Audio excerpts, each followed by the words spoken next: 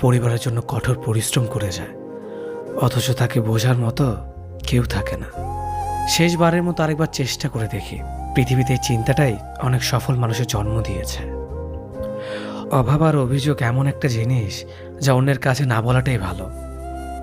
কারো কাছে অসহ্য হয়ে ওঠার থেকে হারিয়ে যাওয়া অনেক ভালো। বন্ধুত্ব কখনো হারায় না, হারিয়ে যায় সেই মানুষটি যে বন্ধুত্বের মূল্য দিতে পারে না। মন খারাপ হতে বড় কোনো কারণ লাগে না, ছোট্ট একটা কারণই যথেষ্ট।